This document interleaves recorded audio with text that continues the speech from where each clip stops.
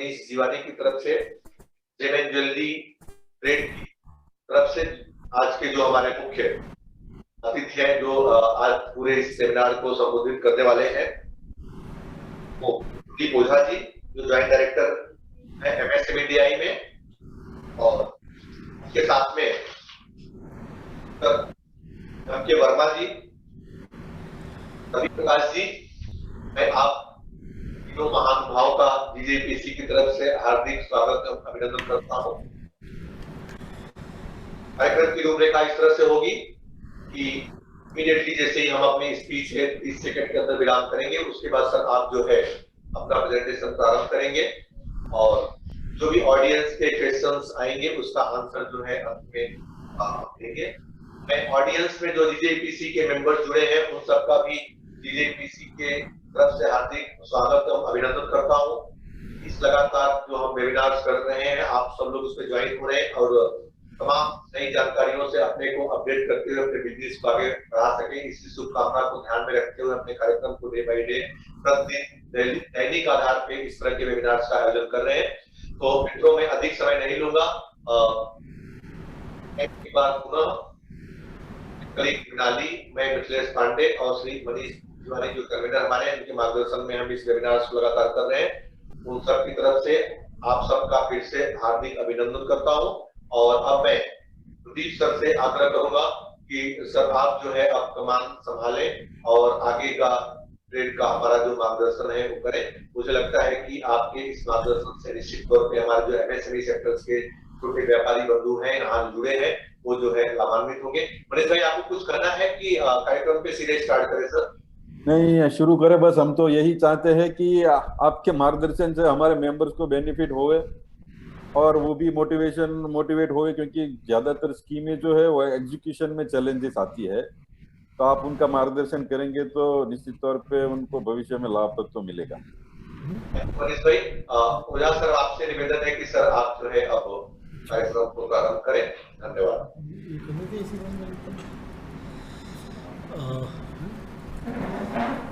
नमस्कार मैम, मनीष जी और JJPC की पूरी टीम। मैं सबसे पहले तो मैम की प्रशंसा करना चाहूँगा। यहाँ पर समय समय पर आवाज़ आ रही है मैम आपको हमारी? आपकी आवाज़ आ रही है। समय समय पर मैम जो है बहुत इनिशिएटिव लेके काफ़ी जो एंटरप्रेन्योर्स की क्वेरीज़ हैं उनको हम तक पहुंचाती हैं और हम कोशिश करते हैं कि उसका हम समाधान करें। साथ ही जो है JJPC के मंच से काफ़ी मैम का इंटरेक्शन हम लोगों से रहता है, तो मुझे बड़ी खुशी होती है कि इस तरह से इनिशिएटिव लिया जा रहा है और हम भी कुछ हेल्प करते हैं।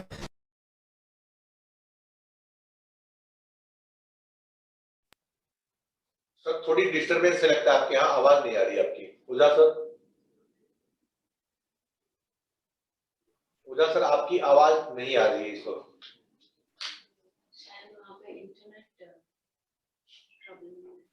थोड़ा नेटवर्क इश्यू है, मुझे लगता है थोड़ी। सभी लोग हमारे बहुत ही इंडस्ट्री के जो लोग हैं एक बहुत स्ट्रगल के दौर से गुजर रहे हैं, और स्पेशली जेम्स ज्वेलरी सेक्टर तो बहुत ही ज़्यादा स्ट्रगल कर रहा है और काफ़ी समय से स्ट्रगल कर रहा है। बहुत कॉस्ट भी बहुत बढ़ गई है रॉ मटेरियल की, तो बहुत चैलेंजेस हैं। तो मैं सभी जो भी हमारे उद्यमी भाई जुड़े हुए हैं उनके भी जुनून का, उनकी भी हिम्मत का, पूरे हमारे कंट्री का जितने भी उद्यमी हैं उनको भी मैं यहाँ प्रेस करने का मौका मैं छोड़ना नहीं चाहूँगा कि इतनी दुखद घड़ी में जहाँ इतने हम सब लोग साथ मिलके खड़े हैं, और मुझे उम्मीद ही नहीं पूरा विश्वास है कि हम लोग डेफिनेटली इस प्रॉब्लम को पार करेंगे अपने सबके सहयोग से, सब लोग मिलके, और डेफिनेटली जो है हम लोग इस प्रॉब्लम को सॉल्व करके आगे बढ़ेंगे और हमारा कंट्री आगे बढ़ेगा। हमारा जेम्स ज्वेलरी जो बहुत बड़ा एक सेक्टर है ये भी आगे बढ़ेगा, ये मेरे को पूरा विश्वास है। आज जैसा कि इनवाइट में भी है मेंशन, हम लोग मिनिस्ट्री ऑफ MSME की कुछ स्कीम्स या कुछ पॉलिसीज़ पे हम यहाँ डिस्कशन करेंगे, और ये हमारा प्रेजेंटेशन 3 सेगमेंट में रहेगा। सबसे पहले हम लोग उद्यम पोर्टल जो अभी लॉन्च हुआ है रिसेंटली, इसमें जो मेन फीचर्स हैं, साइलेंट फीचर्स हैं, किस तरह से हम ले सकते हैं, क्या इसका प्रोसेस है और क्या इसमें टर्नओवर कहाँ से लिया जाता है, किस तरह से इसमें आईटी रिटर्न से डेटा लिया जाता है, एक व्यक्ति कितने फाइल कर सकता है, इन सब पे चर्चा की जाएगी। दूसरी बात जो है, हम लोग कुछ हमारे जो उद्यमी हैं उनके पेमेंट से रिलेटेड जो इश्यूज़ हैं उस पर हम डिस्कस करेंगे कि किसी उद्यमी का अगर कोई पेमेंट है, जैसे जेम्स ज्वेलरी के लोगों का काफ़ी अमाउंट ज़्यादा होता है क्योंकि रॉ मटेरियल कॉस्ट ज़्यादा है, उसको डिले पेमेंट से कैसे हम लोग उसमें करें, डिले पेमेंट से कैसे उसको हम सॉल्व करें। एक बहुत अच्छा प्लेटफॉर्म है ट्रेड्स, उसके बारे में हम चर्चा करेंगे। और मैडम से भी मैं रिक्वेस्ट करूँगा कि ट्रेड्स के ऊपर अलग से सेशन भी आप रखना चाहें, क्योंकि आज ज़्यादा कवर नहीं हो पाएगा, हम जस्ट एक उसको इन्फॉर्मेशन ही दे पाएंगे। तो उस ट्रेड्स को कैसे अडॉप्ट कर सकते हैं लोग, और बहुत लोग अडॉप्ट कर रहे हैं, उससे पेमेंट्स की प्रॉब्लम कैसे सॉल्व हो सकती है, और चैंपियन पोर्टल पे भी हम थोड़ा सा डिस्कस करेंगे। उसके बाद हम लोग गवर्नमेंट स्कीम्स जो हमारी हैं उसके ऊपर डिस्कशन करेंगे। तो मेरे साथ मेरे दो काबिल अफसर भी हमारे साथ हैं आज। तो सबसे पहले जो है हम लोग चर्चा करते हैं जो हमारा उद्यम रजिस्ट्रेशन है उसके ऊपर। और मैं स्क्रीन शेयर कर रहा हूँ और मेरे जो साथी हैं ऑफिसर मिस्टर एम के वर्मा जी, वो इसमें थोड़ा संक्षिप्त में बताएंगे। स्क्रीन पूछ लीजिए। तो सभी को ये स्क्रीन नजर आ रही है? हाँ, आ रही है। Okay okay, thank you. Okay, GJEPC India का आभार और धन्यवाद करना चाहूँगा जिन्होंने इस कार्यक्रम के माध्यम से हमें मौका दिया आप लोगों से जुड़ने का, और आप लोगों को जो हमारी मिनिस्ट्री ऑफ MSME स्कीम्स हैं उसके बारे में डिस्कशन करने का मौका दिया। तो मैं शुरुआत करता हूँ। नेक्स्ट।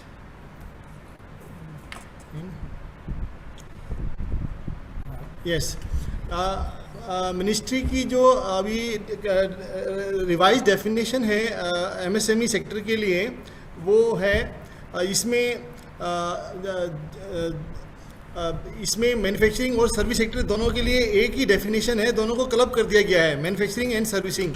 इसमें है investment in plant and machinery 1 crore है, और टर्नओवर आपका अगर 5 करोड़ है तो आप माइक्रो एंटरप्राइजेज कहलाएंगे।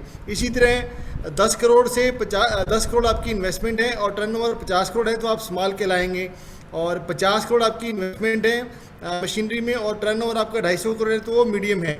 तो ये जो डेफिनेशन है ये जून 2020 से रिवाइज हुई है, ठीक है। तो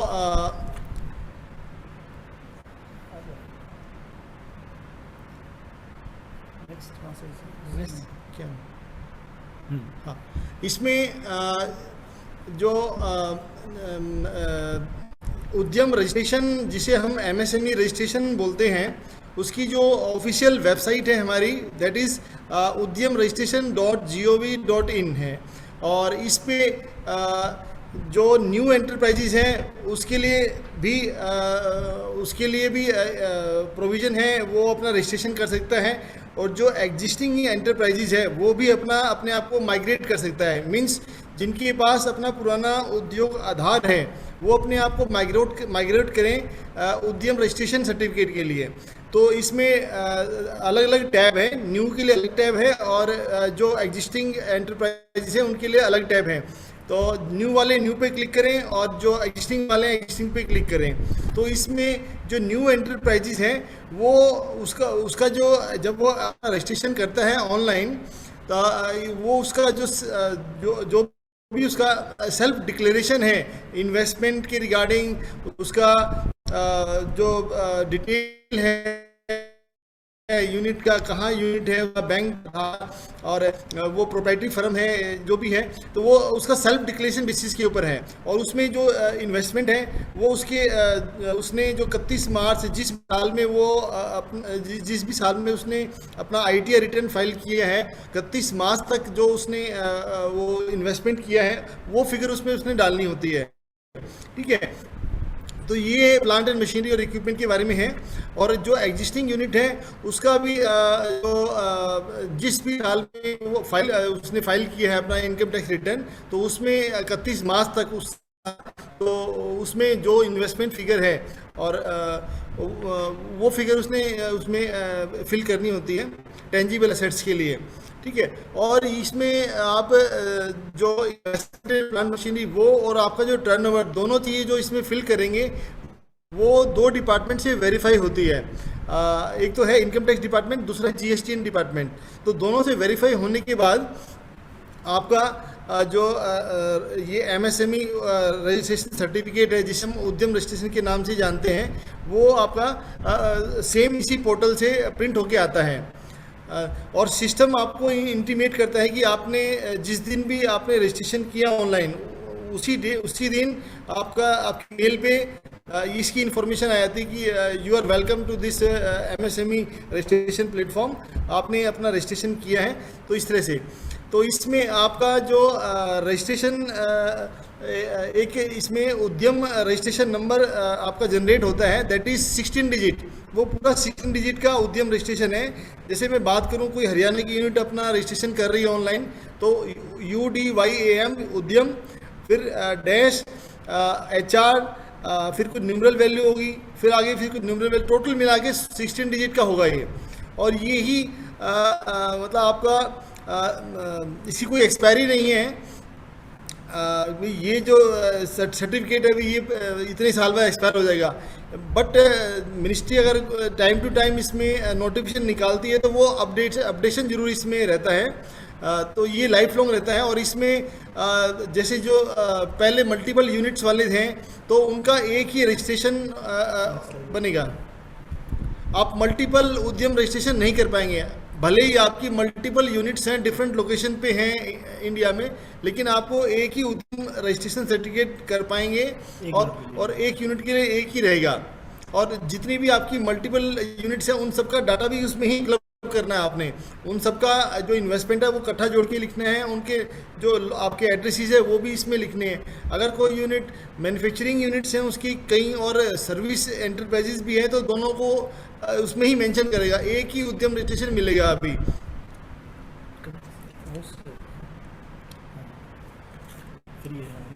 अब इसमें जो रजिस्ट्रेशन प्रोसेस है it is totally free of cost और ये फुल्ली ऑनलाइन है। और जो गवर्नमेंट की हमारी वेबसाइट है मिनिस्ट्री की, उद्यम registration.gov.in, यही ऑथेंटिकेट ऑफिशियल वेबसाइट है मिनिस्ट्री की। इसी पे आपको अपना उद्यम रजिस्ट्रेशन करना है। और इसमें कोई डॉक्यूमेंट आपने अटैच नहीं करना, कोई प्रूफ इसमें अटैच नहीं करना, ठीक है। ड्यूरिंग रजिस्ट्रेशन प्रोसेस इसमें सिंपल आपके आधार और पैन दोनों की रिक्वायरमेंट पड़ती है। आप सिंपली अपना आधार नंबर लिखें, उसको वैलिडेट करें, एक OTP आएगा आपके जो रजिस्टर्ड मोबाइल नंबर है आधार से। उसके बाद फिर बाकी का जो हिस्सा है इस फॉर्म का वो खुलेगा, उसमें रेस्ट इन्फॉर्मेशन आप फिल करें, जैसे आपका पैन नंबर है, क्या GST लिया है, येस और नो बताना है, उसमें GST नंबर नहीं लिखना है। उसके बाद फिर आपका यूनिट का नाम हो गया, आपका लोकेशन ऑफ यूनिट का पूरा एड्रेस हो गया, आप मैन्युफैक्चरिंग एंटरप्राइजेज हैं या सर्विस एंटरप्राइजेज है वो कैटेगरी आपने सेलेक्ट करनी है। क्या प्रोडक्ट बनाते हैं वो भी आपने सेलेक्ट करना है। NIC 2 डिजिट, 4 डिजिट और 5 डिजिट जो कोड है वो आपने ऑनलाइन सेलेक्ट करना है इसके अंदर। और उसके बाद फिर आपका investment in plant and machinery, turnover, आपका एम्प्लॉयमेंट कितने हैं, मेल फीमेल अदर सारा जोड़ के, एंड देन फाइनली फिर आपको एक OTP आता है फाइनल सबमिशन करने से पहले। उसके बाद फिर आपका एक 16 डिजिट का उद्यम रजिस्ट्रेशन नंबर जनरेट हो जाता है, उद्यम HR, फिर कुछ न्यूमरल वैल्यू, टोटल जोड़ के 16 डिजिट का है वो, ठीक है। तो ये इसका रजिस्ट्रेशन का तरीका है, प्रोसेस है। और इसमें बहुत ही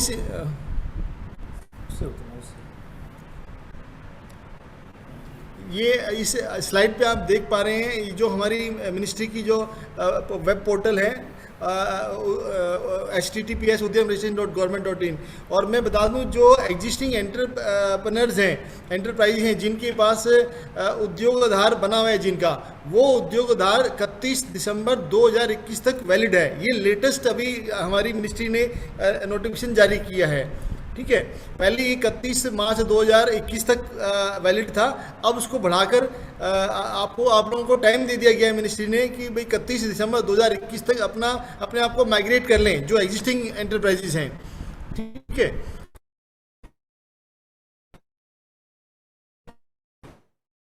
तो ये है, तो 5 से 10 मिनट लगते हैं शेयर रजिस्ट्रेशन करने के लिए। तो हाँ, बहुत बहुत धन्यवाद वर्मा जी। और अभी क्वेश्चन आंसर सेशन में भी हमारे साथ बने हुए हैं वर्मा जी। और मैं रवि निवेदन करूंगा कि वो थोड़ा सा जो डिले पेमेंट है, पेमेंट के इश्यूज हैं। मैं self Ravi Prakash, assistant director, ministry of MSME association का धन्यवाद करता हूं, और हमारे ज्वाइंट डायरेक्टर श्री प्रदीप ओझा जी का धन्यवाद करता हूं, जिन्होंने मुझे मौका दिया कि इस इम्पोर्टेंट जो सब्जेक्ट है डिले पेमेंट से रिलेटेड, इस पर मैं बोल सकूं और आपको जो इसके रिलेटेड पॉलिसी है गवर्नमेंट ऑफ इंडिया की वो आपको बता सकूं। तो मेरा जो सब्जेक्ट है डिले पेमेंट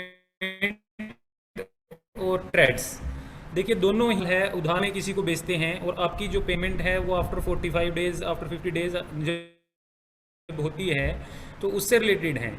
तो इसमें सबसे पहला जो है, जैसा आप स्क्रीन पे भी देख पा रहे हैं, एमएसएमई समाधान delay payment monitoring system.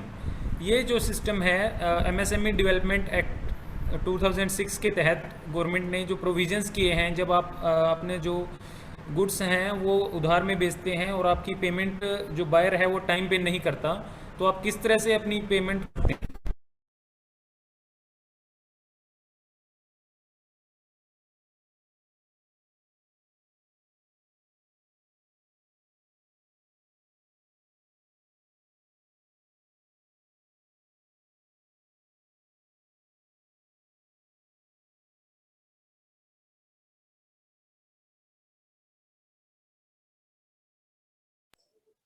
Sir आपकी आवाज नहीं आ रही है।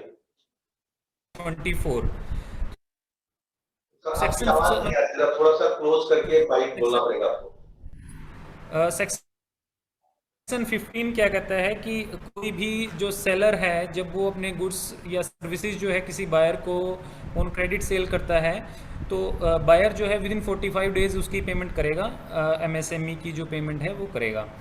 क्योंकि आप जेम एंड ज्वेलरी से रिलेटेड हैं, आपकी जो पेमेंट्स हैं काफ़ी हैवी अमाउंट्स में रहती हैं, तो आपके लिए ये सिस्टम काफ़ी बेनिफिशियल रह सकता है। इसके बाद सेक्शन 16 जो है वो ये कहता है कि अगर कोई बायर, हेलो प्रदीप सर, हमारी आवाज सुन पा रहे हैं? हेलो प्रदीप सर, आप हमारी आवाज सुन पा रहे हैं? हाँ जी। अभी कुछ समय तक आपकी आवाज ऑडियंस, हाँ सुन पा रहे हैं। अभी कुछ समय तक आपकी आवाज ऑडियंस नहीं सुन पा रही थी, जरा रिपीट करेंगे जो आपने बातें कही। ओके, हाँ हो सकता है नेट इशू रहा होगा। हाँ रिपीट कर रहा है। तो सर एमएसएमई समाधान से रिलेटेड हम लोग डिस्कस कर रहे हैं डिले पेमेंट से रिलेटेड 2006 में। इसमें कोई भी एमएसएमई यूनिट अगर उसकी पेमेंट है बायर विद इन 45 डेज नहीं का है, तो वो अपनी पेमेंट के लिए इस सिस्टम के तहत अप्लाई कर सकता है।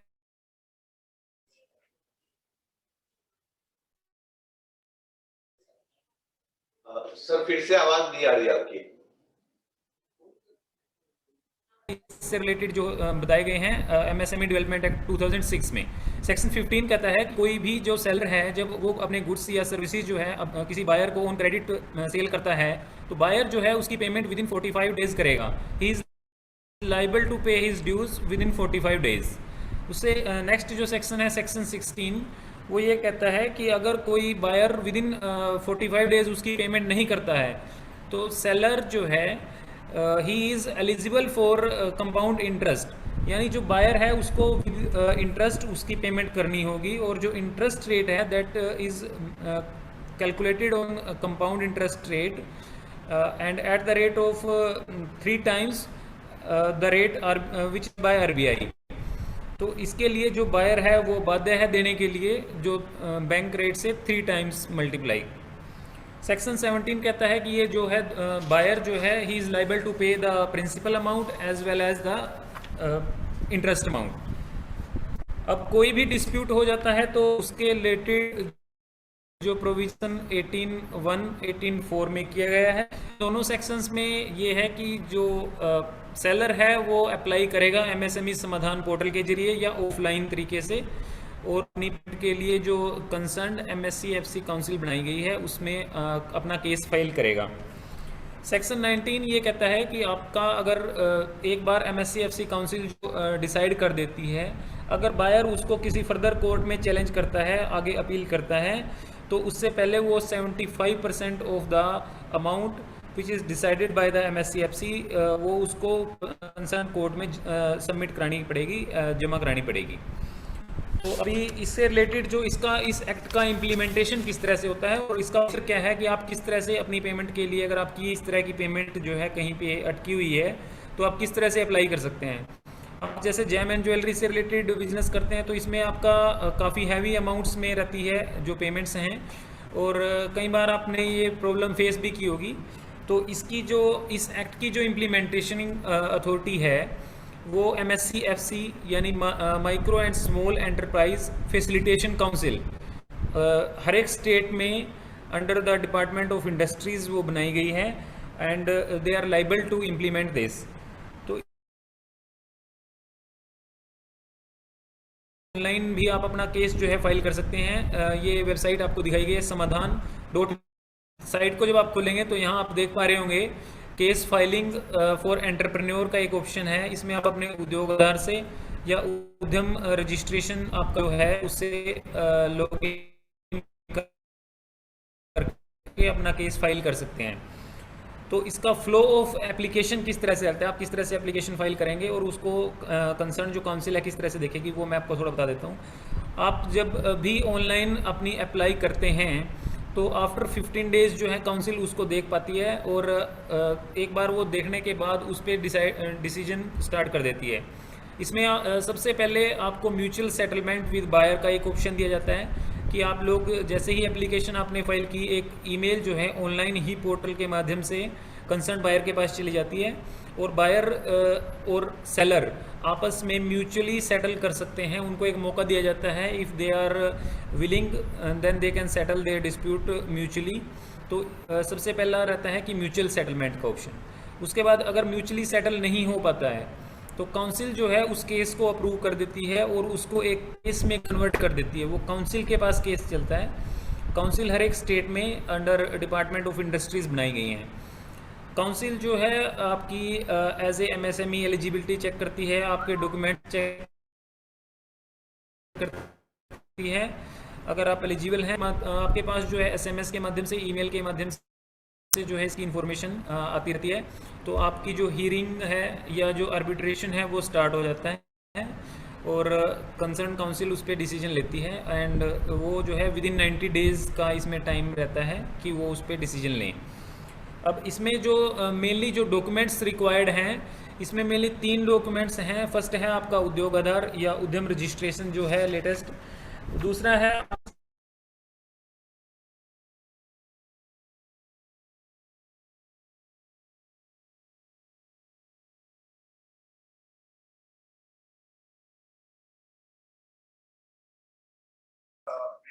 सर आपकी आवाज नहीं आ रही है।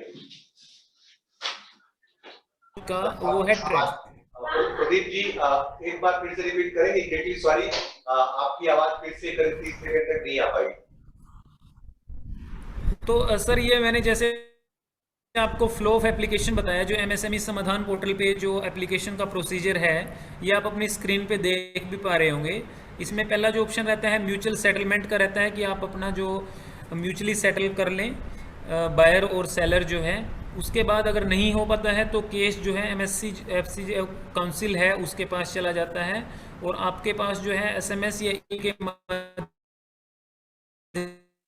से इंफॉर्मेशन उस चलती है और आर्बिट्रेशन के जरिए उसका डिसीजन हो जाता है। अगर आप बायर उसमें डिसीजन के बाद भी जो अवार्ड मनी है उसको देने से आनाकानी करता है या कोई फर्दर अपील करता है, then he is liable to deposit 75% award money before the court in which he is appealing.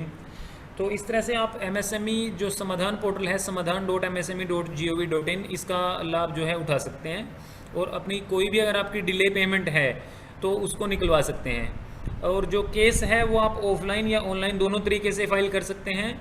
इसमें जो इसका जो जुरिस्डिक्शन रहता है, जिस स्टेट में आप सेलर है उसी स्टेट की काउंसिल के पास ये केस हियरिंग के लिए जाता है। Buyer can be located anywhere in India, buyer कहीं का भी हो सकता है, परंतु सेलर जो है जिस स्टेट का है उसी काउंसिल के पास ये केस रहता है। तो इसका लाभ जो है आप लोग सभी भी उठा सकते हैं। अगर आपकी पेमेंट कहीं पे अटकी हुई है तो आप इस सिस्टम के जरिए, इस पॉलिसी के जरिए, इस एक्ट में जो प्रोविज़न है उसके ज़रिए अपनी पेमेंट जो है निकलवा सकते हैं। दूसरा जो मेरा विषय है वो है ट्रेड्स। आप इसके बारे में शायद कई लोगों ने सुना भी होगा और इसके यूज़ भी इसको किया होगा। Trade receivable discounting system. देखिए, जो भी तक मैंने बताया वो था डिले पेमेंट से रिलेटेड, कि आपने जो पेमेंट है वो आपकी नहीं हुई है विद इन 45 डेज़, उसके बाद आप MSCFC जो काउंसिल है उसके पास जाते हैं और अपनी पेमेंट के लिए अपील करते हैं। ये जो सिस्टम है ट्रेड्स, ये वो है कि आपने अभी क्रेडिट पे अपने गुड्स को सेल किया है और आपको पैसे की रिक्वायरमेंट है, तो आपके जो रिसीवेबल हैं, ट्रेड रिसीवेबल, उसको आप किस तरह से डिस्काउंट करवा सकते हैं एक ऑनलाइन सिस्टम के जरिए, एक ट्रांसपेरेंट सिस्टम के जरिए, एक नोटिफाइड सिस्टम के जरिए। और बायर से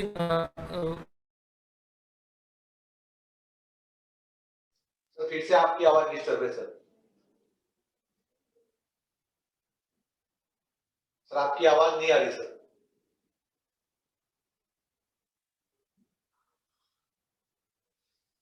प्रदीप सर आपकी आवाज नहीं आ पा रही है। PSU और any other as notified by RBI। Sir Pradeep sir आपकी आवाज फिर से 30 सेकंड के लगभग से ब्रेक थी, ऑडियंस सुन नहीं पाया। अगर कोई बात आप कर पाए होंगे 30 सेकंड में तो। हाँ जी सर, अभी आ रही है सर आवाज? हाँ सर, अभी जस्ट आपकी आवाज आई जो आपने पूछा। हेलो, हाँ सर, अब आवाज आ रही है।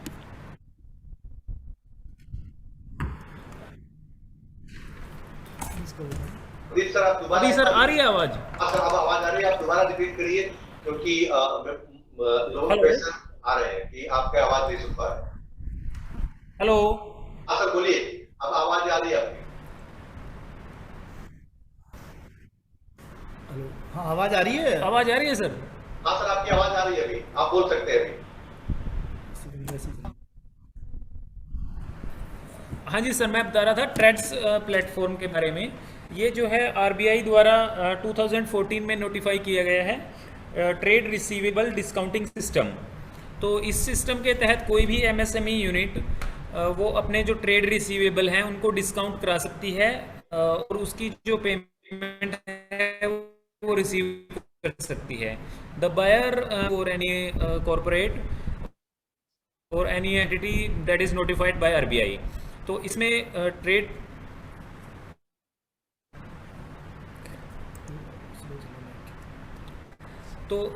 इस प्लेटफॉर्म के जरिए जो है सबसे पहले इसका बेनिफिट क्या रहता है, आपको इसके कुछ जो फीचर्स हैं वो मैं बताऊंगा सिस्टम के। तो ये एक ही प्लेटफॉर्म है जिसपे आप बायर, सेलर और फाइनेंसर तीनों रजिस्टर्ड करा सकते हैं।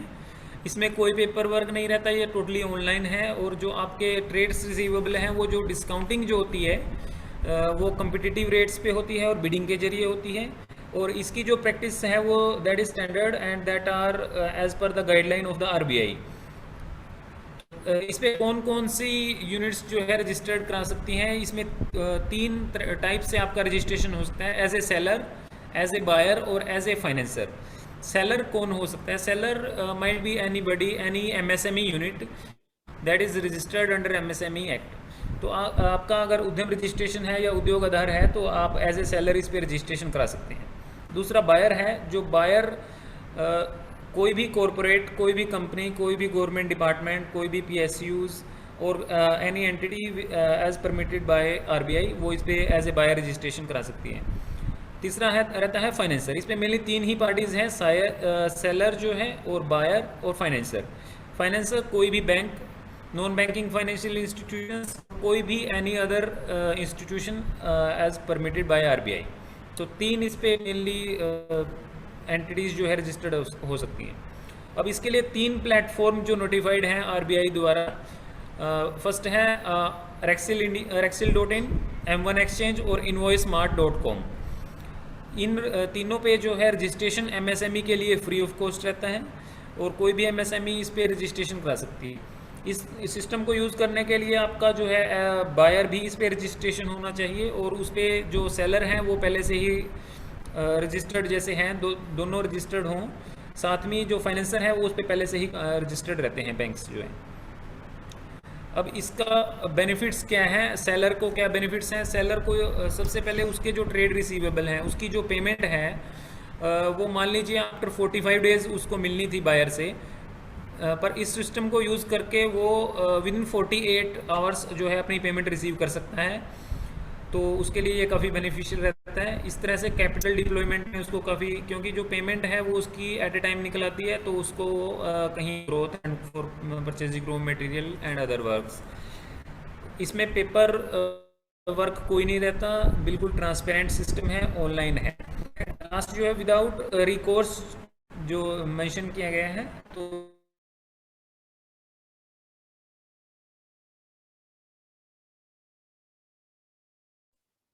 आपकी आवाज नहीं आ रही। The date from the date, इस डेट पेमेंट जो है बायर ने फाइनेंसर को करनी है, उस डेट पे बायर किन्हीं कारणों से पेमेंट नहीं कर,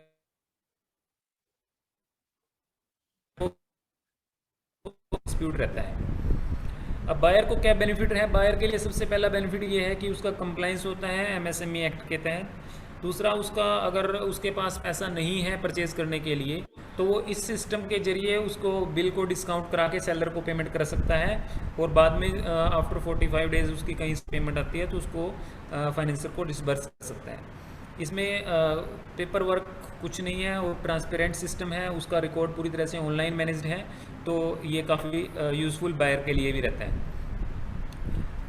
तो सिस्टम में अगर आप इसको यूज़ करना चाहते हैं तो रजिस्ट्रेशन कराएंगे, और इसके लिए उद्योग आधार और बाकी जो फॉर्मेलिटीज़ हैं KYC डॉक्यूमेंट्स वगैरह की, वो आप करेंगे। इसमें मैं आपको थोड़ा सा इससे रिलेटेड कुछ स्टेटिस्टिक्स बताना चाहूँगा कि अगर हम बात करें 2019-20 फाइनेंशियल ईयर की, तो M1 एक्सचेंज पे जो है 686 करोड़ के बिल्स जो हैं इसमें डिस्काउंट हुए हैं। तो आप देख सकते हैं एक ही एक्सचेंज पे इस तरह से बिल डिस्काउंट हो रहे हैं, और इसका काफ़ी बेनिफिट्स जो है MSME ले रही हैं। दूसरा, इनवॉइस मार्ट पे भी इसी तरह से 264 करोड़ के जो बिल हैं वो डिस्काउंट हुए हैं। तो इसका यूटिलाइज़ आप भी अपने बिजनेस में करिए, और अपनी पेमेंट जो है वो विद इन 48 आवर्स आप रिसीव कर सकते हैं और उसका यूटिलाइज़ कर सकते हैं। तो ये दो सिस्टम हैं जो आपका, जब आप गुड्स जो है क्रेडिट पे सेल करते हैं तो किस तरह से आप अपनी पेमेंट जो है निकलवा सकते हैं डिले पेमेंट में, और ट्रेड्स में एट ए टाइम जो है अपने ट्रेड्स रिसीवेबल को एनकैश करा सकते हैं। इसके बाद मैं आपको एक थोड़ा सा हमारी मिनिस्ट्री का जो नया इनिशिएटिव है champions.gov.in, इसके बारे में बताना चाहूँगा। ये एक ऑनलाइन पोर्टल है जिसको माननीय प्रधानमंत्री जी द्वारा लॉन्च किया गया है। इस पे कोई भी MSME यूनिट दैट में भी प्रोस्पेक्टिव और एग्जिस्टिंग यूनिट, वो अपना कोई भी ग्रीवेंस, कोई भी सुजेशन, कोई भी उसको जानकारी चाहिए, कोई इन्फॉर्मेशन चाहिए, या कोई उसकी स्टेट गवर्नमेंट से, किसी डिपार्टमेंट से कोई भी ग्रीवेंस है तो वो उस पर डाल सकते हैं, और ये ऑनलाइन है, और इसका जवाब जो है विद इन 3 डेज़ इसका रिप्लाई जो है उसको किया जाता है, और उसकी जो समस्या को समाधान करने का कोशिश जो है की जाती है। इसका जो मोटो है वो ये है कि आपका जो माइक्रो यूनिट है उसको स्मॉल की तरफ ले जाया जाए, स्मॉल से मीडियम की तरफ, और मीडियम से चैंपियन की तरफ आपको बढ़ाया जाए, और आपकी क्वेरीज़ को जो है इनिशियल लेवल पे ही उसका सॉर्ट आउट किया जाए, और आपको जो है बिज़नेस को स्मूथ रनिंग में हेल्प की जाए। इसके बाद माननीय श्री प्रदीप ओझा जी गवर्नमेंट स्कीम्स एंड प्रोग्राम्स के बारे में बताएंगे। Thank you Ravi ji. आवाज़ आ रही है आपको? JJPC से मैं पूछना चाहूँगा होस्ट से, आवाज़ आ रही है हमारी और स्क्रीन विजिबल है? आ रही है आवाज़ आ रही है, ठीक है। तो मैम जो भी क्वेरीज हों आप हमें बताइएगा, तो हम लोग उसको लास्ट में ले लेंगे। हमारे ऑफिसर्स भी हैं हमारे साथ में, जो भी चैम्पियन से हो या जो भी लास्ट में हम लोग, जो भी आपकी भी क्वेरीज कुछ हैं तो आप बताइएगा ज़रूर, ठीक है।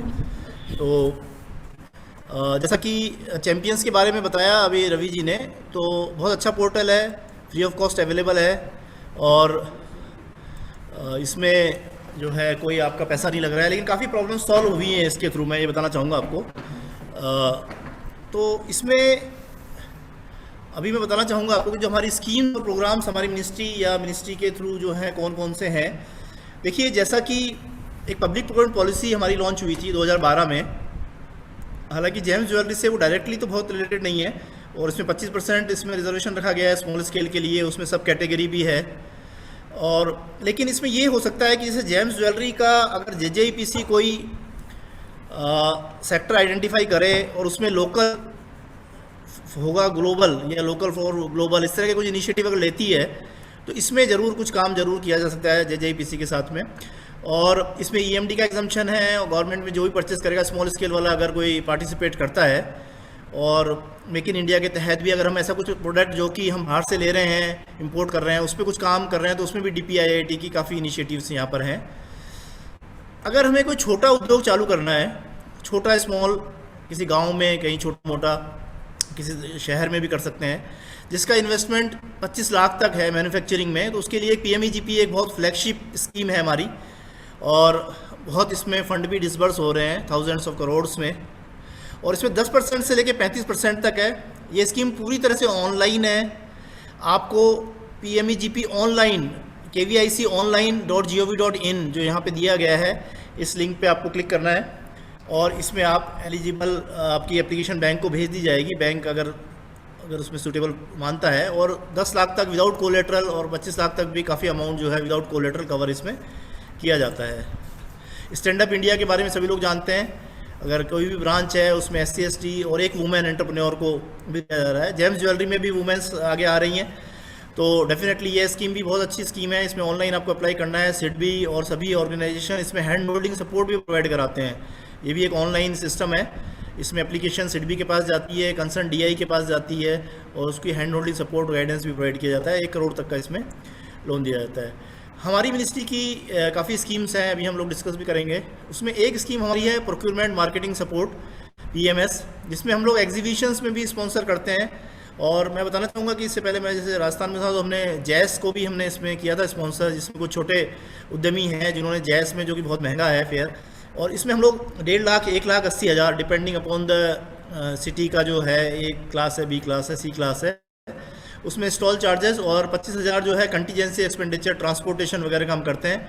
अभी अनफॉर्चुनेटली थोड़ा सा हमारा कोविड पीरियड चल रहा है, तो हम उम्मीद करते हैं कि आने वाले समय में हम लोग इससे ओवरकम करेंगे, और हम एग्जीबिशंस करेंगे, और हम लोग ज़रूर JJPC से संपर्क में रहेंगे। और भी जो भी उद्यमी जुड़े हैं उनकी भी अगर कोई एग्जीबिशंस हैं किसी एसोसिएशन की, तो उसको हम ज़रूर इसमें शामिल कराने की कोशिश करेंगे।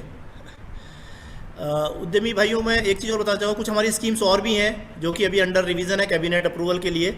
मैं संक्षिप्त में यहाँ पे आपको बताता हूँ। जैसे एक तो हमारी credit link capital subsidy scheme है, जिसमें 15% सब्सिडी देते हैं कोई भी आप नई टेक्नोलॉजी ले रहे हो उसके लिए। इसके अलावा एक इंक्यूबेशन की स्कीम है, जिसमें कोई भी इंजीनियरिंग कॉलेज है या कोई टेक्निकल इंस्टीट्यूट है, या इवन JJPC भी अगर अपना कहीं टेक्निकल कहीं सेटअप है, वहाँ भी कुछ सेटअप करना चाहे इंक्यूबेशन सेंटर, तो उसमें जो इंक्यूबेटी है उनको 15 लाख और 20 लाख अलग अलग सेगमेंट हैं, उस तरह का बेनिफिट दिया जाता है। पिछले साल भी हमारे काफ़ी अप्रूव हुए हैं। अभी मुझे उम्मीद है 1 या 2 महीने में ये सभी स्कीमें अप्रूव हो जाएंगी, तो हम सभी लोग इसका बेनिफिट ले पाए। डिज़ाइन वाली जो स्कीम है उसमें भी जेम्स ज्वेलरी में, हालांकि जो जेम्स ज्वेलरी का तो मतलब ही डिज़ाइन है, लेकिन कोई अगर आउट ऑफ बॉक्स कोई डिज़ाइनिंग कर रहा है, कोई मटेरियल का यूज़ करके कर रहा है, कोई नई चीज़ कर रहा है उसमें, तो वो भी डिज़ाइन में उसको ले सकते हैं। और इसमें भी जो है 15 से लेकर 45 लाख तक का इसमें प्रोविज़न है, जो कि इंडिविजुअल प्रोजेक्ट के लिए और ग्रुप प्रोजेक्ट के लिए है। लीन मैन्युफैक्चरिंग में भी मैं आपको बताना चाहूँगा कि हमारी स्कीम पहले भी थी और ये अगेन अंडर अप्रूवल है। अगर ये अप्रूव हो जाती है तो इसमें भी जो यूनिट्स हैं उनको lean practices, lean management practices adopt करने के लिए, कंसल्टेंट हायर करने के लिए इसमें जो भी पैसा है वो दिया जाता है। और मैं आपको बताना भी चाहूँगा कि मेरे को सूरत में मैंने कुछ समय पहले विज़िट किया था, और वहाँ काफ़ी लीन मैंने यूनिट्स देखी, और उनको देख के वाकई में ताजुब हुआ किस तरह से वो लोग काम कर रहे हैं।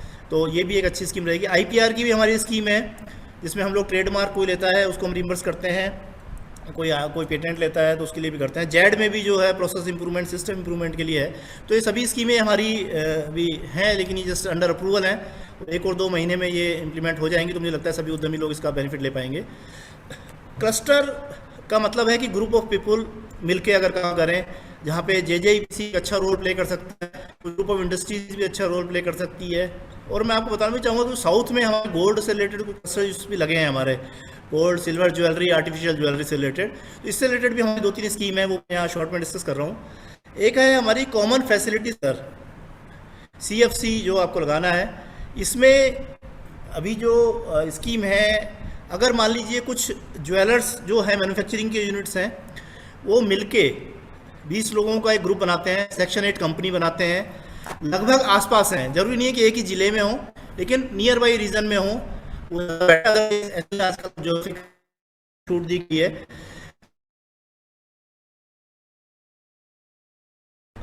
जैसे अभी आपकी एक बहुत बड़ा इशू आ रहा है, जो अपना ये ज्वेलरी में जो हम कितने कैरेट का जो हम लोग हॉलमार्क का जो इशू आ रहा है, जो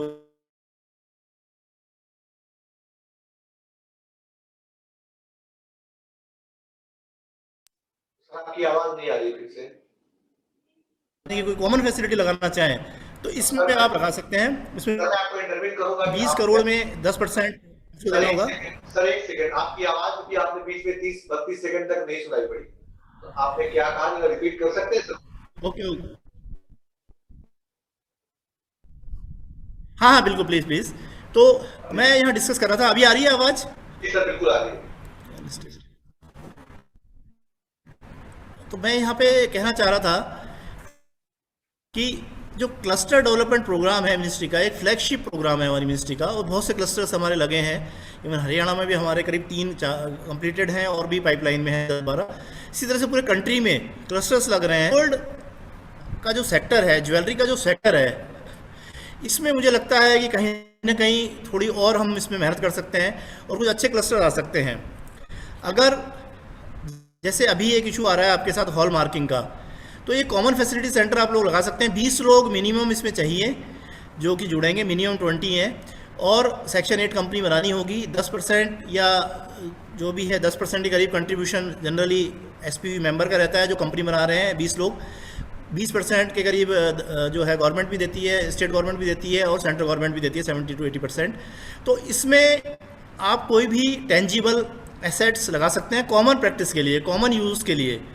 अगर आपको लगता है कोई, जैसे अभी भी कुछ ऐसी स्पेसिफिक मशीनें हैं जो केवल बॉम्बे में हैं या कहीं अहमदाबाद में हैं, अगर कोई किसी और रीजन में भी लगाना चाहे, कॉमन लगाना चाहे, तो 20 तक का ये प्रोजेक्ट होता है।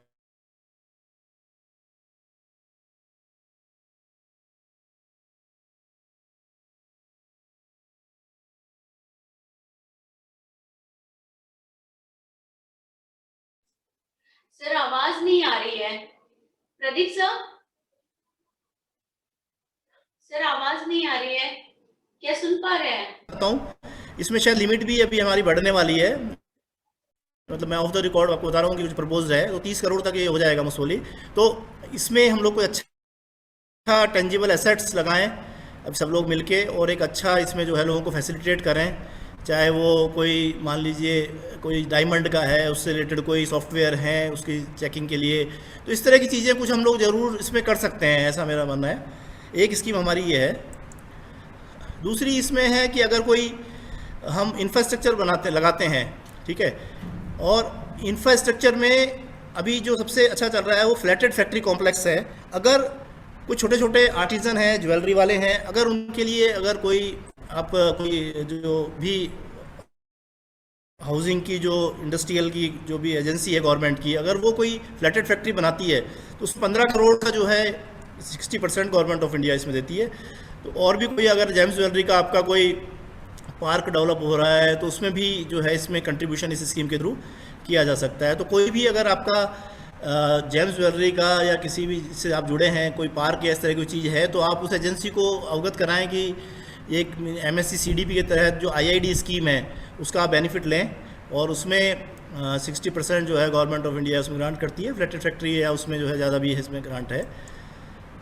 इसके अलावा एक क्लस्टर की स्कीम है स्फूर्ति की स्कीम, जिसमें कि अगर आर्टिज़न है, जैसे हमने देखा है कि ज्वेलरी में काफ़ी आर्टिजन्स होते हैं, और आप लोग हम काफ़ी जगह इस तरह क्लस्टर चल भी रहे हैं, और इसमें जो है 2.5 करोड़ तक का अगर 500 से कम है आर्टिज़न और 500 से ज़्यादा है तो 5 करोड़ तक का जो है सॉफ्ट इंटरवेंशन भी हो सकता है, हार्ड इंटरवेंशन भी हो सकता है।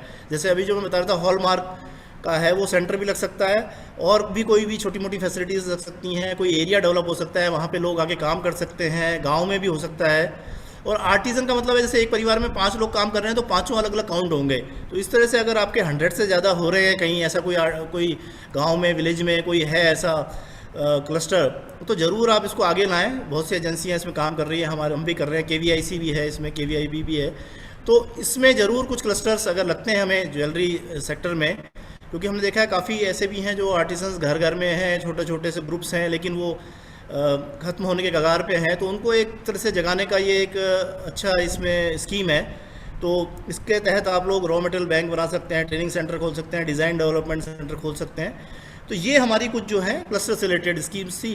तो आज का जो हमारा बेसिकली प्रेजेंटेशन इन्हीं 3-4 चीज़ों पे फोकस था कि एक तो उद्यम रजिस्ट्रेशन था हमारा मेन, उसके बाद में चैम्पियंस, जैसा कि बताया रवि प्रकाश जी ने, बहुत अच्छा प्लेटफॉर्म है। बैंकर्स की प्रॉब्लम्स हों, चाहे स्टेट गवर्नमेंट की प्रॉब्लम हो या किसी और डिपार्टमेंट की प्रॉब्लम हो, तो उसका प्रयास ज़रूर किया जाता है और काफ़ी हद तक जो है उसमें समाधान भी मिलता है। बल्कि हमने यहाँ तक देखा है कि कुछ डिले पेमेंट के केसेस जो होते हैं वो भी चैम्पियंस के थ्रू सॉल्व हो जाते हैं। और उसके अलावा ट्रेड्स जो है वो बड़ा टॉपिक है, जैसा कि मैंने मैडम को शुरू में बताया था कि अगर ट्रेड्स के बारे में डिटेल में जानकारी चाहिए तो हम लोग अलग से सेपरेटली एक उसके लिए एक प्रोग्राम कर सकते हैं कि किस तरह से उसमें डिस्काउंटिंग की जाती है, किस तरह से उसमें जो है मनी का ट्रांजिशन होता है, किस तरह से बेनिफिट उसमें मिल सकता है। तो बाकी हमारी स्कीम्स के बारे में हमने आपको बता ही दिया है। तो हमारी तरफ से अभी इतना है। हम है कुछ अगर चैट बॉक्स में भी है तो प्लीज़ मैम आप हमें बता सकते हैं या इसके पहले कि मैं चैट बॉक्स में जो क्वेश्चन आंसर आए हैं सर स्क्रीन से जो है आप प्रेजेंटेशन हटा लें तो आप रूबरू हो पाएंगे पब्लिक से जो ऑडियंस जुड़ी है। तो इसके पहले कि मैं चैट बॉक्स के क्वेश्चंस लूं, मैं ऑडियंस से भी एक रिक्वेस्ट करना चाहूंगा सर बीच बीच में कुछ न कुछ टेक्निकल वजह से जो है व्यवधान आते रहे हैं, जिसकी वजह से आपकी आवाज क्लैरिटी बराबर नहीं थी, कुछ लोग नहीं सुन पाए थे। तो आप जो भी पार्टिसिपेंट्स हैं उनसे मैं निवेदन करूंगा कि आप अपना ईमेल आईडी, मोबाइल नंबर जो है चैट बॉक्स में निश्चित तौर पे डाल देंगे जब डिस्कशन चल रहा है उस दौरान या डिस्कशन के बाद में, जिससे कि कंप्लीट डिटेल्स इस वेबिनार का हम आपको व्हाट्सएप के माध्यम से या ईमेलर्स के माध्यम से आप तक पहुंचा सकें, और जो चीजें आपकी मिस हो गई है तो आप दोबारा उसको सुन सकें और समझ सकें।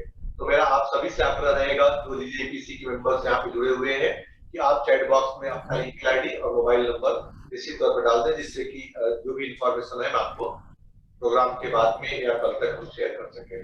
तो सर हम अभी आप हमारी आवाज को सुन पा रहे हैं सर? प्रदीप जी? हाँ सुन पा रहे हैं। कुछ चैट बॉक्स में कुछ क्वेश्चंस हैं, अगर आप ले सके, हम भी देख रहे हैं वैसे। तो इसमें फर्स्ट क्वेश्चन एग्जैक्टली उसका आंसर जनरल जैसा ही है, MSME आल्सो एक्सपोर्ट, तो एक्सपोर्ट के लिए ही है, एक्सपोर्ट काउंसिल इसको ऑर्गेनाइज कर रही है। मैं आपको बताऊं MSME डेफिनेटली एक्सपोर्ट्स कर सकते हैं। और मुझे तो बताते हुए ये प्राउड है कि हमारी जेमेन ज्वेलरी सेक्टर्स की 85% कंपनियां MSME है, लेकिन इसमें से काफी लोग हैं जो एक्सपोर्ट कर रहे हैं। तो सर मैं जो क्वेश्चन जो एग्जैक्टली आपको आंसर दे रहे हैं उस पे मैं आ रहा हूं।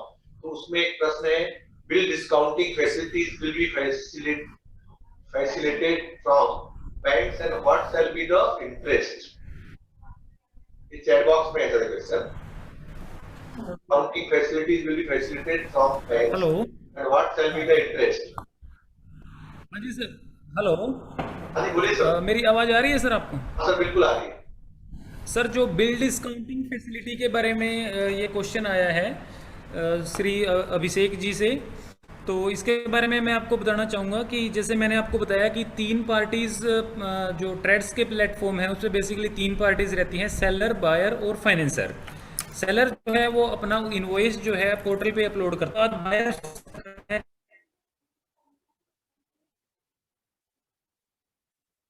सर आपकी आवाज डिस्कनेक्ट हो गई है फिर से। सर आपकी आवाज नहीं आ रही है।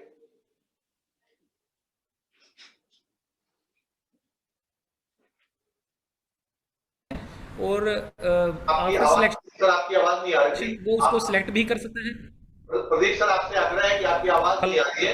ये जो प्रेजेंटेशन है आपका उसको एक बार आप हटा दें स्क्रीन से, तो शायद हम देख पाएंगे और आप भी समझ पाएंगे कि अभी आ रही है सर आवाज? आ रही है। अभी आ रही है सर आवाज? सर प्रेजेंटेशन हटा देंगे क्या, स्लाइड जो स्लाइड आपने लगा रखी है?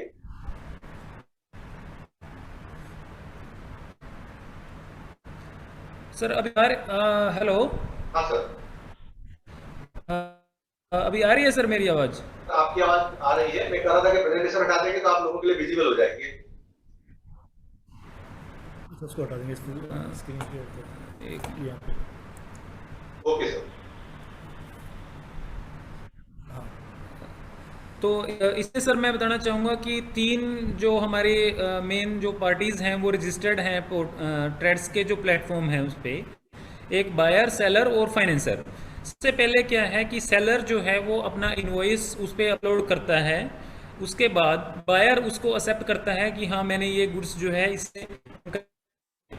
आफ्टर दैट वो फाइनेंसर के पास चला जाता है और मल्टीपल फाइनेंसर्स पोर्टल पे पहले से रजिस्टर्ड हैं वो उस पर बिडिंग करते हैं।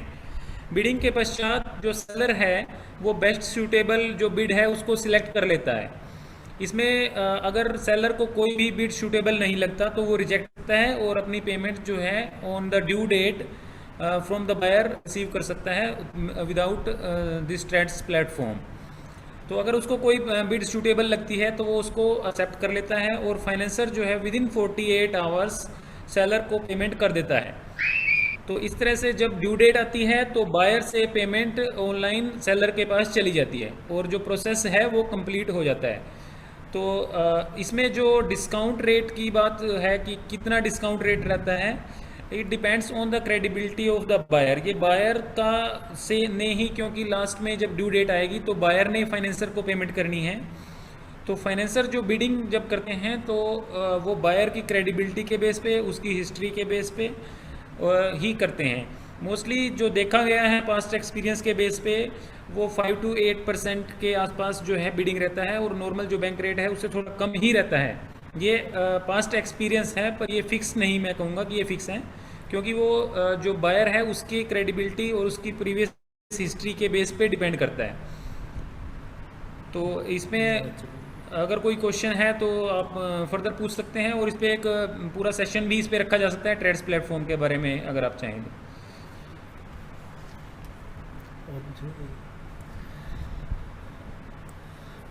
हाँ जी मैम, आवाज़ आ रही है आपको हमारी? सर आपकी आवाज आ रही है। अब दूसरा क्वेश्चन है सर। हाँ, और कोई क्वेश्चन है तो आप बताइए। डू यू गिव, और एनी क्वेश्चन? सर दूसरा क्वेश्चन है, do you give grant for international events and how to apply for it?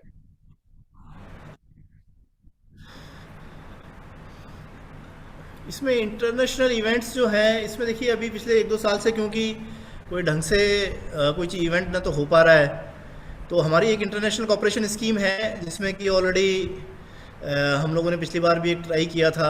हमारा मुझे याद आ रहा है कि किसी नियर बाई कंट्री में ही था, तो लेकिन वो हो नहीं पाया क्योंकि लॉकडाउन लग गया और उसके बाद से हो नहीं पाया। तो हमारी स्कीम्स तो थी देखो पहले, जिसमें हम एसोसिएशंस को करते थे, ग्रुप्स को करते थे। तो अभी लेकिन एज सच प्रेजेंटली कोई स्कीम अभी फॉर्मुलेट नहीं हो पाई है, क्योंकि अभी क्लियर नहीं है जो पोजीशन है, कोविड पीरियड भी चल रहा है। तो इस वजह से अभी मैं कहूँगा कि बहुत कोई ऐसी कोई स्कीम अभी नहीं है, इंटरनेशनल इवेंट की कोई स्कीम नहीं है। सर नॉर्मली जो प्रोसेस क्या होता है, अगर जैसे ये पैंडेमिक का पीरियड खत्म होगा, मैं जैसे जेएमएम ज्वेलरी सेक्टर्स का बताऊं कि हम फर्स्ट शो दुबई में करने जा रहे हैं जो कि अगस्त महीने में है। तो हमारे जेएमएम ज्वेलरी के मेंबर्स जो है वो दुबई शो में पार्टिसिपेट कर सकते हैं और एक इंटरनेशनल शो है जहां पर कि दुनिया भर के बायर्स वहां पे हमने इनवाइट किए हैं। तो अगर उस शो में लोगों को पार्टिसिपेट करना है तो किस तरह से आप से या किस स्कीम के तहत उनको मदद मिल सकती है?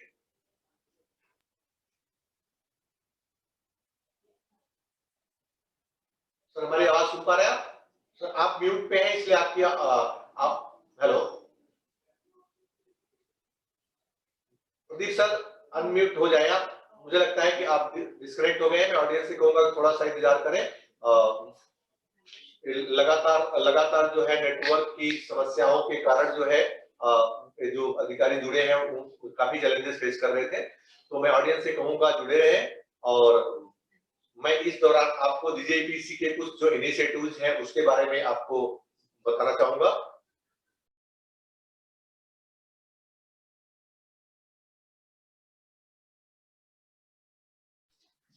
तो मेंबर्स को बताना चाहूंगा कि डीजीआईपीसी ने कुछ इंपॉर्टेंट इनिशिएटिव्स लिए हैं एक्सपोर्ट्स को ध्यान में रखते हुए, जिसमें ईबे की वेबसाइट पे डीजेपीसी मेंबर्स के लिए कॉम्प्लीमेंट्री स्कीम चल रही है इस वक्त। आपके ज्वाइनिंग से लेकर के 3 महीने तक ये स्कीम कंप्लीटली फ्री है, आपको कोई चार्ज उसमें पेमेंट नहीं करना है, और आपको कुछ पर्टिकुलर फोकस कंट्री जैसे यूएस, यूके के लिए स्पेसिफिक नंबर ऑफ क्लाइंट्स और इसकी योजना उस ईबे के प्लेटफॉर्म पे अवेलेबल है। तो मुझे लगता है प्रदीप सर अभी फिर से करेक्ट हो गए हैं, तो हम उनको सुनना चाहेंगे अपने स्कीम के बारे में। जो नेशनल डोमेस्टिक फेयर है उसमें डेफिनेटली हमने काफी किए हैं, और उसमें मिनिमम 10 लोग होने चाहिए, मैक्सिमम की कोई लिमिट नहीं है। और इसमें आपको थोड़ा सा पहले बताना होगा, 2-3 महीने पहले, क्योंकि ऑलरेडी आपके प्रोग्राम्स तो काफी पहले प्लान हो जाते हैं, आई थिंक 6-7 महीने पहले। तो उसमें हम लोग डेफिनेटली इसमें आगे बढ़ के और सभी जो है स्टेट से उसमें एप्लीकेशन करवा के उनको बेनिफिट हम लोग दे सकते हैं। और कोई आपका चैट बॉक्स में सर, मैंने जैसे आपसे दुबई फेयर के बारे में बात करी कि दुबई में हमारा एग्जीबिशन जो अगस्त महीने में हो रहा है, अगर उसमें कुछ व्यापारी ग्रुप में या इंडिविजुअल अप्लाई करना चाहें तो किस स्कीम के तहत तो कर सकते हैं? देखिए, इसमें जैसे मैंने बताया आपको, हमारी इंटरनेशनल कॉर्पोरेशन स्कीम तो है, लेकिन अभी प्रेजेंटली उसका क्या स्टेटस है वो एक बार मैं आपको अपडेट कर देता हूँ कि हम उसमें कैसे कर सकते हैं। तो कब है आपका वो फेयर जो है, कब, व्हेन इट इज शेड्यूल्ड? अगस्त महीने में हो। अगस्त में है, तो काफी पास में है ये तो। जी सर। चलिए ठीक है, मैं इसका थोड़ा चेक करके आपको बता पाऊंगा, क्योंकि हमारा जो डीसीएमएसएमई की तो कोई स्कीम नहीं है, लेकिन एक मिनिस्ट्री की स्कीम थी इंटरनेशनल कॉर्पोरेशन, उसमें क्या अपडेट है मैं एक बार देख के आपको इसमें अपडेट करूंगा। Okay sir. सर, एक और भी प्रश्न है। और कोई question? Sir, please explain about MSC CDP. Is it online mandatory to submit form? हाँ, तो वो एमएससी सीडीपी स्कीम जो है ये एक क्लस्टर डेवलपमेंट प्रोग्राम है, जिसमें कि आप टेंजिबल एसेट क्रिएट करते हैं, कॉमन फैसिलिटी सेंटर लगाते हैं।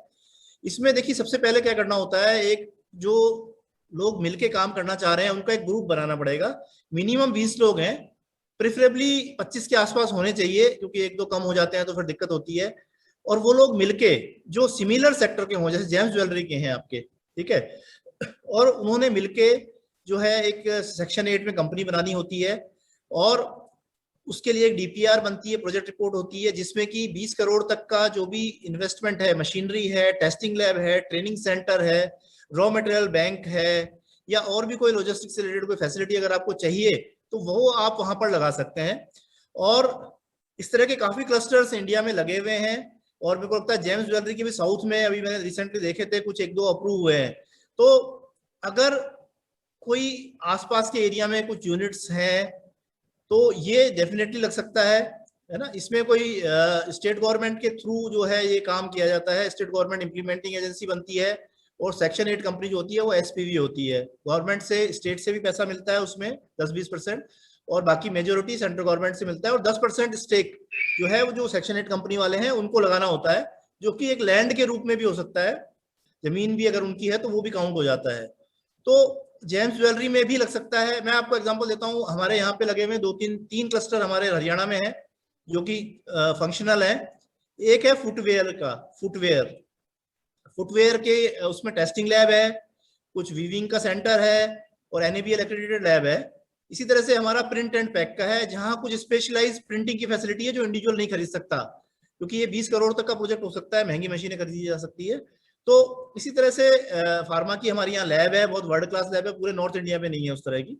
तो इस तरह की कोई फैसिलिटी अगर अपन क्रिएट करें, जो इंडिविजुअल नहीं लगा पा रहा है वो ग्रुप में लगाएगा, और ग्रुप में सभी लोग उसका यूज करेंगे, जो मेंबर हैं वो भी यूज करेंगे, और बाहर से भी कोई व्यक्ति अगर आता है वो भी यूज कर सकता है उसकी फैसिलिटी। एक दूसरा प्रश्न था, if buyer is not registered in MSME then can the seller get his payment? Yes sir, अगर बायर जो है एमएसएमई रजिस्टर्ड नहीं है तो भी वो अपनी डिले पेमेंट जो है निकलवा सकता है एज पर दिस एक्ट। इसमें जो बायर है that may be government department, any PSU और एनी अदर यूनिट, वो कोई भी हो सकता है। सिर्फ सेलर जो है वो एमएसएमई यूनिट होना चाहिए, वो एमएसएमई रजिस्टर्ड जो उद्योग आधार है या उद्यम रजिस्ट्रेशन है वो उसके पास होना चाहिए, तभी वो एमएसएमई जो काउंसिल है उसमें जा सकता है। Buyer can be any entity. how to register as MSME for e-Aadhaar card for registered partnership LLP. इसमें सर कोई भी LLP पार्टनरशिप यूनिट जो है वो रजिस्टर्ड हो सकती है उद्यम रजिस्ट्रेशन में। उसमें जो पार्टनर है, जो मेजर पार्टनर है या जो पार्टनर वर्किंग पार्टनर है, उसका आधार नंबर और यूनिट का जो पैन नंबर है वो नेसेसरी है। उसी से डाटा जो है कैप्चर हो जाता है और ये रजिस्ट्रेशन जो है ऑनलाइन है, फ्री ऑफ कॉस्ट है। और जो रिकॉर्ड है आपका लास्ट ईयर की जो रिटर्न फाइल है उससे ऑनलाइन ऑटोमेटिक वे से जो है इनकम टैक्स डिपार्टमेंट से या GST से साइट जो है कैप्चर कर लेती है और आपको जो उद्यम रजिस्ट्रेशन सर्टिफिकेट है वो इश्यू हो जाता है।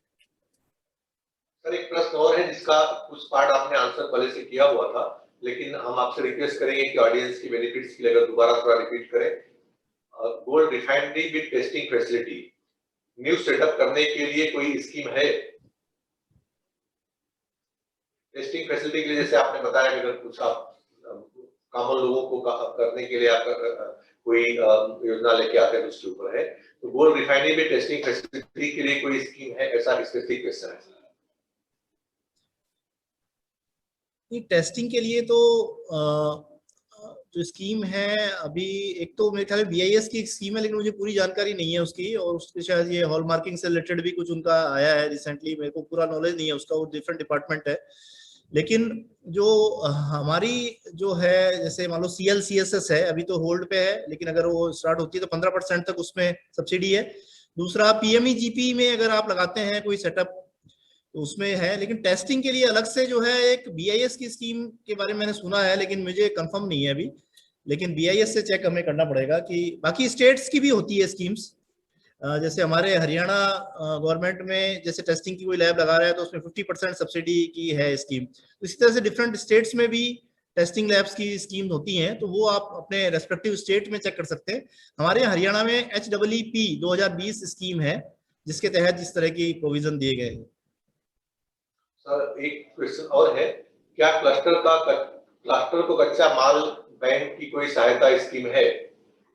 अगर कोई क्लस्टर है सर वो कच्चा माल बाइंग करना चाहता है तो उसके लिए रफ बाइंग करना चाहता है तो उसके लिए कोई बैंक की रॉ मटेरियल के लिए जो है एक हमारा एक मंत्रालय का ही एक विभाग है NSIC, तो वो डील करता है। हालांकि वो स्टील में, कॉपर में और एल्यूमिनियम में, सीमेंट में, इन सब में तो कर रहा है काम, लेकिन गोल्ड का मुझे आइडिया नहीं है कि, लेकिन वो कर सकता है MMTC से कर सकता है, वो जो गवर्नमेंट है सेल वगैरह से कर रहा है। तो क्लस्टर में अगर हम देखें तो अगर CFC आप लगाते हैं उसमें रॉ मटेरियल बैंक आप खोल सकते हैं, ठीक है। दूसरा हमारी मिनिस्ट्री ऑफ MSME की जो बताया मैंने विभाग NSIC, वो काफी काम कर रहे हैं इसमें। तो अगर आप लोग गोल्ड से रिलेटेड अगर पूछना चाह रहे हैं स्पेसिफिकली, तो इसमें भी मेरे ख्याल में प्रयत्न किए जा सकते हैं। तो मैं समझता हूँ कि JJEPC बेस्ट इसके लिए वो रहेगा।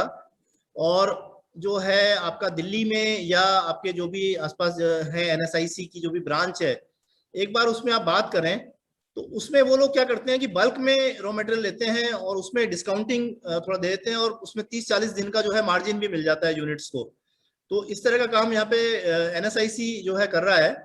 तो अगर गोल्ड से रिलेटेड आप पूछना चाहेंगे तो एक बार NSIC में आप जरूर JJEPC के फ्रंट पे आप उनसे इंटरेक्ट भी कर सकते हैं, और अगर कोई रिलायबल सोर्सेज हैं तो उनसे NSIC आपको दिलवा सकता है, इसमें कोई दो राय नहीं है, इसमें काम किया जा सकता है।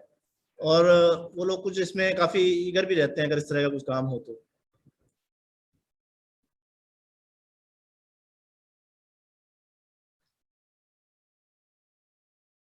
एक दोबारा रिपीटेड क्वेश्चन है, buyers is not registered in Udyog Aadhaar portal and can the seller who is registered can get the claim amount? आपने पहले क्लियर कर दिया था। मैं ऑडियंस को बताना चाहूंगा कि जैसे ही सर ने बताया NSIC के बारे में, NSIC के साथ में JJEPC ने कुछ महीने पहले ही MOU साइन किया है, जिसमें NSIC के पोर्टल से आप अगर जेम ज्वेलरी मैन्युफैक्चरिंग मशीनरीज आप बाइंग करते हैं तो आपको एक अच्छा खासा डिस्काउंट प्लस जो है बैंक फाइनेंस की भी सुविधा उपलब्ध हो सकती है। उसके बारे में हम जल्दी ही वेबिनार्स करेंगे और आपको इस मैसेज को कम्युनिकेट करेंगे। पास्ट में भी हमने किया था, कुछ लोग उसमें शायद हो सकता है न जुड़ पाए हो। तो रिसेंटली ही NSIC के साथ में हमारा JJEPC का जो MOU हुआ है वो पूरी इंडस्ट्री के लिए हुआ है और हम चाहेंगे कि उसका बेनिफिट्स आप तक पहुंचे, क्योंकि लगातार लॉकडाउन का एक प्रोसेस चलते रहा है तो मैसेज प्रॉपर्ली आप तक नहीं पहुंच पाया है। तो वो एमओयू आप सबके बेनिफिट्स के लिए है, और तमाम और भी ऐसी चीजें उससे जुड़ी हुई है जो आपके दिमाग में होंगी आपके व्यापार के लिए, जो कि लाभप्रद है। तो थोड़ा समय आपको इंतजार करना पड़ेगा, उसको भी लेकर के हम जल्दी आपके पास में आएंगे, और जो भी उस बेनिफिट्स है उसके जो बेनिफिट्स एनएसआईसी के अलग से है, जैसा सर ने आपको बताया कि तमाम स्कीम्स उनकी है, रफ सोर्सिंग के लिए भी उनकी कंसोर्टिया स्कीम है, तो उसके बारे में भी हम विस्तार से उस दौरान चर्चा करेंगे और आप तक जो उनकी करंट स्कीम्स आई होगी वहां पहुंचाने का प्रयास करेंगे। सर मैं देख रहा हूँ और भी कोई क्वेरी है, क्वेश्चंस हैं तो हम आपको तक पहुंचा सकें। इसमें था sir can you once again explain the exports benefit in MSA scheme. तो सर अपने मेंबर्स को मैं बताना चाहूंगा कि सर मैंने आपसे निवेदन किया है कि आप अपना ईमेल आईडी और मोबाइल नंबर यहाँ शेयर कर दें हमारे साथ में। कार्यक्रम के बाद में 1-2 दिन के अंदर आपके पास में हम पूरा इस कार्यक्रम की यूट्यूब का लिंक और पूरी रिपोर्ट्स आपसे शेयर करेंगे, जिससे कि आपके जो भी डाउट्स हैं, जो भी प्रश्न है, उसका समाधान आपको प्राप्त हो सके। तो मुझे लगता है कि करीब जो भी क्वेश्चंस थे उसका आप बहुत चौकस रूप से सर आपने आंसर दे चुके हैं, और मुझे लगता है कि आपका मार्गदर्शन हमारे व्यापारी बंधुओं के लिए लाभप्रद होगा, और वो तमाम ऐसी चीजों से जिससे अनभिज्ञ रहे हैं उसकी जानकारी प्राप्त कर पाए हैं।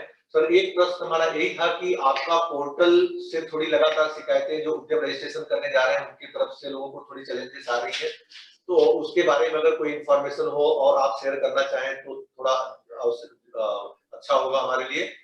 आपके उद्यम पोर्टल्स के लिए कुछ चैलेंजेस लोग फेस कर रहे हैं पोर्टल में। पोर्टल में एक्चुअली बीच में थोड़ी दिक्कतें आई थी, क्योंकि हमें वो जीएसटीएन और उन सबसे जो लिंकिंग का इशू था, लेकिन अभी काफी प्रॉब्लम सॉल्व हो गई हैं, कुछ उसमें वर्क भी चल रहा है। और जो प्रॉब्लम्स आ रही थी उसी को देखते हुए जो पुराना यूएएम है उसको भी वैलिडिटी जो है 31 दिसंबर 2021 तक बढ़ा दी गई है, तो इस ईयर एंड तक मतलब वो है हमारे पास समय। और बाकी अगर कोई स्पेसिफिक इशू आता है तो मैं आपको सजेस्ट करूंगा कि आप उसको चैंपियंस पे डालें। हमारे पास भी इशू आए हैं कुछ लोगों के, तो अगर चैंपियंस पे आप उसकी प्रॉब्लम्स डालते हैं तो वो अल्टीमेटली उसको हम रिजॉल्व करते हैं। हम दिल्ली में एनआईसी टीम से भी बात करते हैं, इंडिविजुअल केस को भी लेते हैं, तो मेरे ख्याल में जल्दी ही प्रॉब्लम सभी सॉल्व हो जाएंगी। अभी 80% सॉल्व हो गई हैं, और जो 20% कुछ दिक्कतें हैं वो भी सॉल्व हो जाएंगी जल्दी ही। और फिर भी कोई प्रॉब्लम आती है तो आप चैंपियंस पे या रेस्पेक्टिव जो डीआईज में आप संपर्क करेंगे तो डेफिनेटली आपको उसको प्रॉब्लम को सॉल्व किया जाएगा। Thank you sir. Thank you sir. Members ने जो क्वेश्चन पूछे हैं कि आपके कॉन्टेक्ट के लिए अगर कोई क्वेरी है उसको जानने के लिए, तो मैं आपको बताऊं सर, अगर आपने अपने मोबाइल नंबर और ईमेल आईडी दे दी है तो सर के डिटेल्स हम उनके ऑफिसर्स के डिटेल्स हम आपसे शेयर कर देंगे। आप किसी भी अपनी जानकारी के लिए आप उन्हें सीधे संपर्क कर सकेंगे। तो मुझे लगता है सर कि सेशन भी काफी लंबा 1.25 घंटे का कंप्लीट होने को आ चुका है। तो अब मैं एक बार फिर से प्रदीप ओझा जी आपका हृदय से आभार व्यक्त करते हुए, और आपकी टीम मेंबर जो वर्मा जी और रवि प्रकाश जो आपके साथ जुड़े हैं उनका भी हम डीजीपीसी की तरफ से एक बार पुनः से आभार व्यक्त करते हैं। और मैं मिथिलेश पांडे, हमारी कलीग मिनाली, हमारे कन्वीनर जो है, धन्यवाद। थोड़ा सा डिस्टर्बेंस रहा, मुझे लगता है नेट कनेक्टिविटी का इशू था, चलो नेक्स्ट टाइम हम थोड़ा सा और उसको देख लेंगे। और ट्रेड्स पे क्योंकि सभी क्वेश्चंस यहाँ दिए नहीं जा सकते हैं, तो अगर उसके लिए स्पेसिफिक आप कभी भी कहेंगे तो हम लोग जरूर उसमें ज्वेलरी सेक्टर को रखते हुए स्पेशली हम लोग कर लेंगे उसमें, ठीक है। और भी कोई आपका कभी भी किसी की भी कोई क्वेरी है, तो आज जैसे काफी लोगों ने डाला है कि उनको आवाज सुनाई नहीं दी है, तो उसके लिए हम क्षमा प्रार्थी हैं। और कोई भी आपकी क्वेरी है, जो भी पार्टिसिपेंट्स हैं, तो मैम के थ्रू हम लोग कनेक्टेड हैं, तो आप बताइए, हम लोग उसको 1-to-1 भी प्रॉब्लम सॉल्व करने की पूरी कोशिश करेंगे। और मैं भी धन्यवाद देना चाहूंगा जेजेपीसी का इस प्लेटफॉर्म के लिए, और आगे भी हम लोग शायद मिलके जरूर कोशिश करेंगे कुछ अच्छा करें और कुछ जो लोगों को जो भी जानकारी है दे सके। Thank you so much sir, thank you so much. मैं सभी व्यापारियों का भी धन्यवाद ज्ञापन करता हूं, और मैं जाते जाते आपको बता दूं जो लोग जुड़े हैं कि 1 जुलाई को जीएसटी के ऊपर हमारा एक काफी बड़ा वेबिनार हम करने जा रहे हैं, जिसमें DG GST, additional DG GST और यहाँ के कमिश्नर, इस तरह के वरिष्ठ अधिकारी जुड़ रहे हैं। तो जो भी मेंबर साथ जुड़े हैं उन तक हमारा लिंक जल्दी ही पहुंचेगा। तो आप सबसे आग्रह रहेगा कि उसमें आप जुड़े और जीएसटी रिलेटेड जो कठिनाइयां आप फेस कर रहे हैं 1 जुलाई के वेबिनार में आप उसका समाधान प्राप्त करें। Thank you so much members, thank you so much MSME के सारे अधिकारी। थैंक यू, नमस्कार। हाँ